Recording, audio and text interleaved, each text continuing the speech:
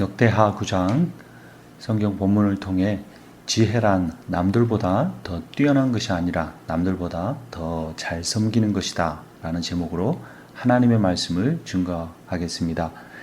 지혜의 사전적인 의미가 무엇일까요? 사물의 이치를 빨리 깨닫고 사물을 정확하게 처리하는 정신적 능력이라고 나옵니다. 그러니까 사람들은 이렇게 생각합니다. 어떤 사람이 처세술에 능하거나, 즉 세상을 사랑하는 방법에 능통하거나 또는 인간관계를 잘 이끌어가는 경우, 이 사람을 지혜롭다고 평가합니다. 그런데 성경은 지혜에서 가장 중요한 내용은 하나님과의 관계라고 말합니다. 전능하신 하나님을 바로 아는 사람이 지혜로운 사람이다. 생사여탈권, 인간의 생사화복, 태어나고 죽고 화를 당하거나 복을 얻는 그 모든 인생에 대한 권세를 가지고 계신 하나님, 그분을 두려워하는 사람이 가장 지혜로운 사람이라고 말합니다. 반대로 이야기하면 자신이 세상에서 모은 지식이나 능력을 과신하여 하나님으로부터 멀어지는 사람이 가장 어리석습니다. 누가복음 12장 20절 전후에는 이런 이야기가 나옵니다. 한 부자가 갑자기 농사에 더 많은 소출을 얻게 되었습니다. 그는 그 풍성한 곡식을 더 이상 담을 곳이 없어서 기존의 창고를 허물고 더 크게 창고를 짓습니다. 그리고 내가 이제 평생 쓸 물건을 모았으니 이제 먹고 마시며 지내자, 이렇게 말합니다. 그때 누가복음 12장 20절에서 예수님께서 비유 가운데 하나님의 말씀을 이렇게 전합니다. 하나님은 이르시되 어리석은 자여 오늘 밤에 내 영혼을 도로 찾으리니 그러면 내 준비한 것이 누구의 것이 되겠느냐 하시니, 그 부자는 많은 부를 소유하게 됐습니다. 힘을 갖게 되었습니다. 더 이상 일하지 않게 되었습니다. 그래서 영원토록 어찌 보면 살 수 있을 거라고 생각했습니다. 그런데 하나님은 그날 밤에 그의 영혼을 찾기를 원하신 것입니다. 지혜와 지식의 하나님으로부터 멀어지는 사람이 어리석다는 의미입니다. 세상의 지혜는 상대적입니다. 다른 사람보다 더 똑똑하거나 다른 사람보다 관계를 자신에게 이롭게 잘 이끌어가는 사람을 지혜롭다, 이렇게 말합니다. 그런데 성경이 말하는 지혜는 상대적이지 않습니다. 성경이 말하는 지혜는 절대적입니다. 그 절대적 지혜 앞에 선 인간은 지혜롭지 못합니다. 그러므로 자신이 지혜롭지 못하다라는 사실을 인정하는 사람이 가장 지혜로운 사람입니다. 반대로 자신을 지혜롭다고 생각하고 자랑하는 사람이 가장 지혜롭지 못한 사람입니다. 왜냐하면 참 지혜자는 오직 하나님 한 분뿐이시기 때문입니다. 그러므로 하나님의 말씀에 유일하게 온전히 순종하신 유일하신 분이신 예수 그리스도께서만 하나님의 지혜를 가지셨습니다. 예수의 영이신 성령이 예수의 지혜를 우리에게 주십니다. 지혜의 영을 통해 지혜이신 그리스도와 연합하여 지혜로운 삶을 살 수 있습니다.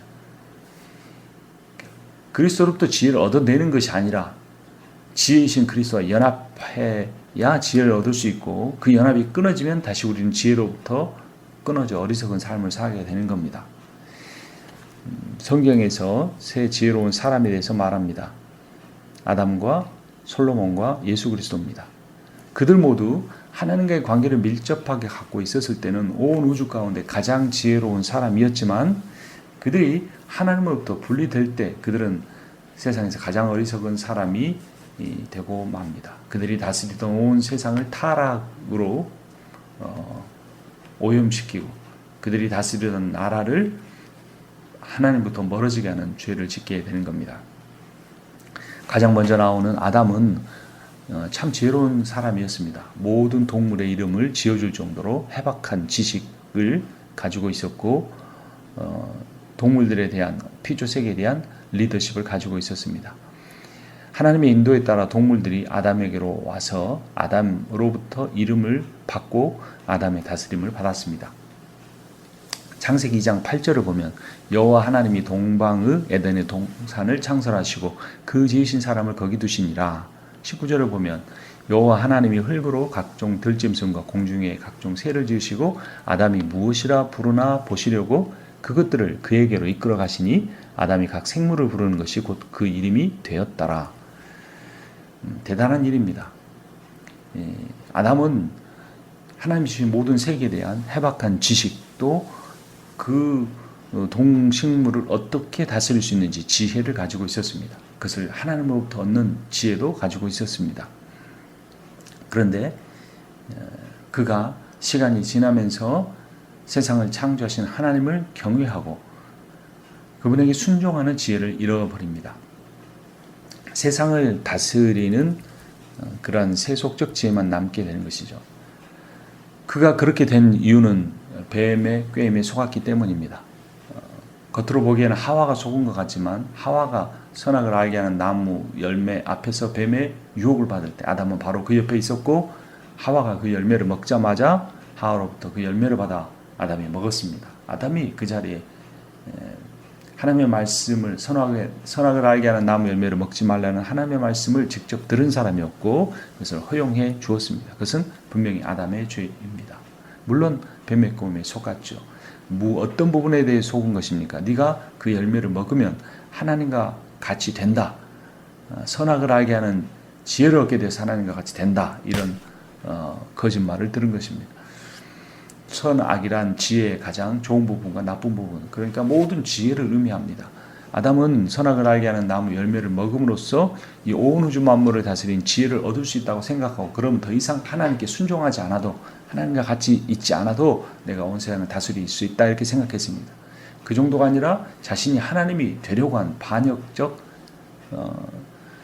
의지가 그 안에 담겨 있었습니다. 그러나 뱀의 말은 속임수였습니다. 아담이 그 열매를 먹음으로써 얻은 지혜는 하나님이 될 수 있는 그런 지혜가 아니고 이것입니다. 자신의 죄와 그로 말미암은 수치심을 깨닫는 지혜뿐이었습니다.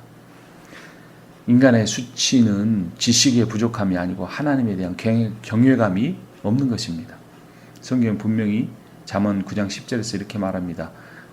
여호와를 경외하는 것이 지혜와 지식의 근본이다.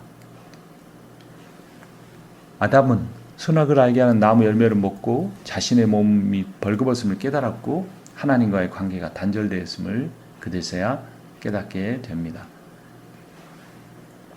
창세기 3장 10절을 보면 하나님이 이렇게 말씀하십니다. 이르되 내가 동산에서 하나님의 소리를 듣고 내가 벗었으므로 두려워하여 숨었나이다. 하나님 말씀에 아담이 이렇게 반응한 겁니다.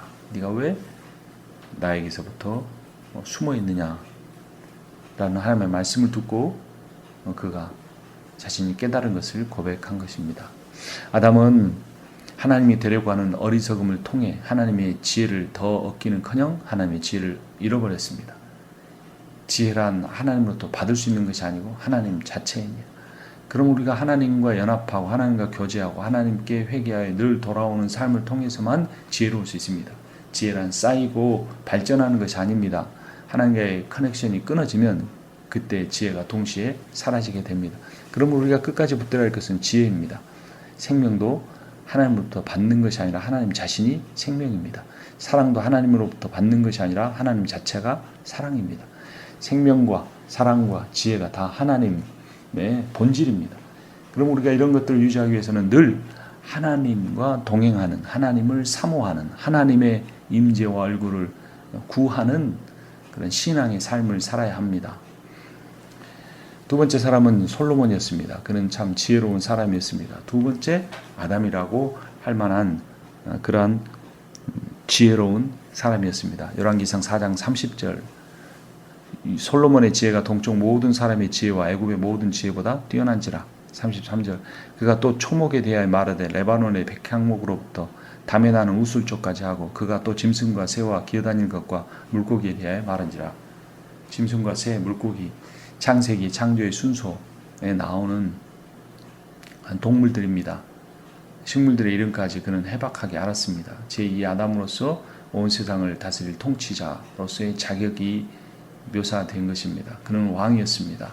아담도 왕이었습니다. 솔로몬 왕은 놀라운 지혜를 가지고 백성을 다스렸습니다. 근데 그의 통치 초반기와 후반기는 또한 대조됩니다. 통치 초반에는 가난하고 힘없는 사람들을 도왔습니다. 열왕기상 3장 16절 하루는 창녀 두 사람이 왕에게 와서 그 앞에 섰다. 25절 왕이 명령을 내렸다. 살아있는 이 아이를 둘로 나누어서 반쪽은 이 여자에게 주고 나머지 반쪽은 저 여자에게 주어라. 창녀가 어떻게 왕에게 나올 수 있었을까요? 그만큼 솔로몬 왕은 개방적이었고 가난한 사람이건 죄인이건 그 앞에 나올 수 있었고 왕의 지혜의 도움을 받을 수가 있었습니다. 그러나 통치 후반에 가면 이러한 솔로몬의 모습은 180도 달라집니다. 그는 그 지혜를 가지고 자신의 부와 권력을 늘렸습니다. 오늘 본문인 역대하 9장 3절 보면 스바 여왕이 솔로몬의 지혜와 그가 건축한 궁과 4절 그의 상의 음식물과 그의 신하들의 좌석과 그의 신하들이 도열한 것과 그들의 공복과 술 관원들과 그들의 공복과 여호와의 전에 올라가는 층계를 보고 형신이 황홀하여 어마어마한 화려한 또 거대한 건축물을 보고 놀란 것입니다. 솔로몬의 지혜로 지어졌습니다. 모아졌습니다.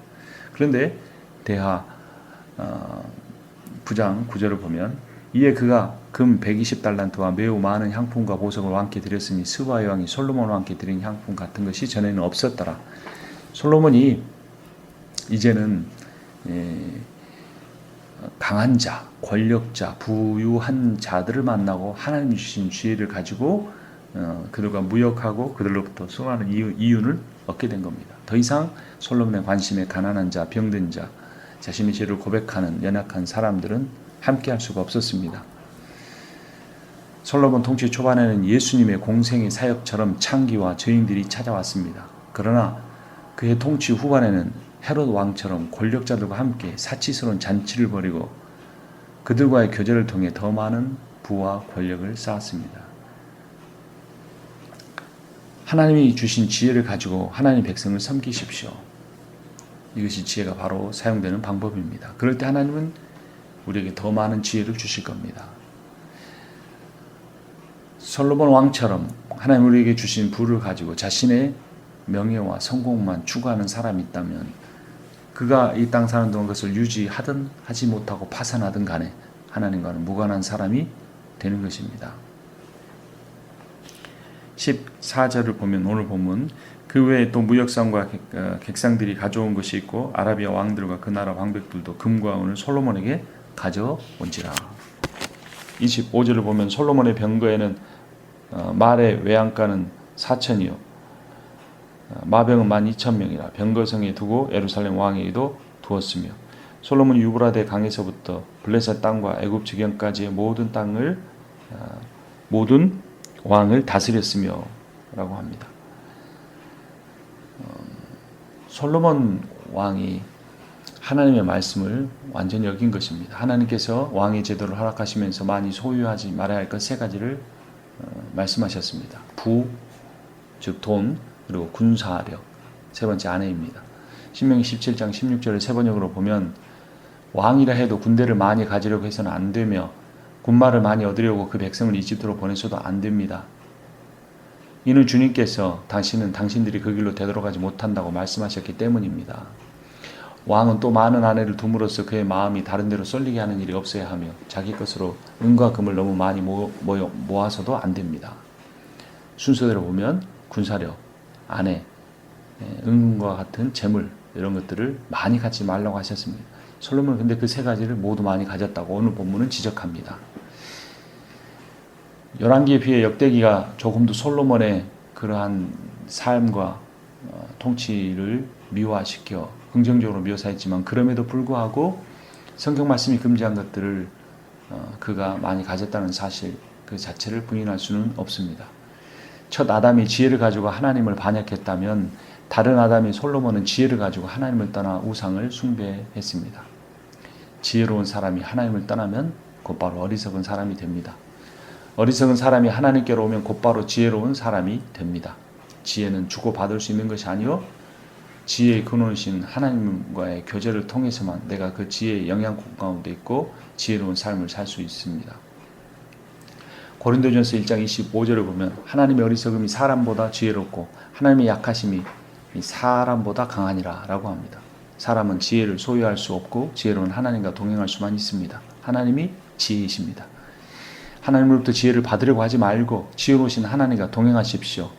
지혜로운 하나님의 말씀에 순종하십시오. 내 어리석음을 가지고 지혜의 말씀을 판단하여 취사 선택하여 순종하지 마십시오. 주님의 말씀이 지혜입니다. 거기에 생명이 있습니다. 마지막 아담인 예수 그리스도께서 그분의 지혜를 가지고 하나님께서 명령하신 사역을 감당했습니다. 고린도전서 1장 17절 18절을 보면 그리스도께서 나를 보내시면 세례를 베풀게 하려 하심이 아니요 오직 복음을 전하게 하려 하심이로되 말에 지혜로 하지 아니하면 그리스도의 십자가가 헛되지 않게 하려 함이라. 18절 십자가의 도가 멸망하는 자들에게는 미련한 것이요 구원을 받은 우리에게는 하나님의 능력이라 라고 합니다. 순종이 지혜입니다. 고린도전서 1장 24절 보면 오직 부르심을 받은 자들에게는 유대인이나 헬라인이나 그리스도는 하나님의 능력이요 하나님의 지혜니라. 예수 그리스도께서 지혜가 되셨습니다. 지혜는 섬기기 위한 것입니다. 예수의 십자가의 지혜보다 더 뛰어난 지혜가 없는 이유는 예수 그리스도께서 십자가의 죽으심으로 자기의 목숨을 가지고 죄인들을 섬기심으로 그들을 구원하셨기 때문입니다. 솔로몬도 그 지혜를 가지고 초기에는 하나님께서 맡기신 하나님의 백성을 섬겼습니다. 그때 그는 번성하고 부유하고 큰 힘을 가질 수 있었습니다. 시간이 지날수록 그것을 주신 하나님으로부터 멀어지고 하나님이 주신 부와 군사와 외교적 관계로의 얻은 천명의 처첩들을 더 의지했고 결국 그녀들을 더 사랑하고 그녀들을 위해 신전을 지어놓고 우상을 숭배하는 가장 지혜로우면서도 가장 어리석은 왕이 되고 말았습니다. 아담이 창조 세계의 청지기로 세움을 받은 것도 바로 그 창조 세계를 섬기고 하나님을 섬기라는 의미였습니다. 하나님을 섬김은 예배요 사람을 섬김은 사랑함입니다. 예배와 사랑함 가운데 거하십시오. 이것이 지혜입니다. 하나님을 경외하는 것이 지혜입니다. 경외란 하나님을 하나님답게 대해 드리는 것입니다. 하나님이 어떤 분이십니까? 정의와 사랑의 하나님이십니다. 하나님의 본질인 정의와 사랑을 우리의 삶에 실천하는 사람, 내 힘으로는 할 수 없기 때문에 지혜의 영인 성령에 사로잡혀 지혜이신 예수 그리스도의 복음을 증거하는 삶을 사는 사람, 지혜이신 하나님과 늘 동행하며 사는 사람이 되어야 할 것입니다. 참 지혜란 남들보다 더 뛰어난 것이 아니고 참 지혜란 사람들을 더 잘 섬기는 것입니다. 이런 지혜로운 사람 되시기를 주님의 이름으로 축원합니다.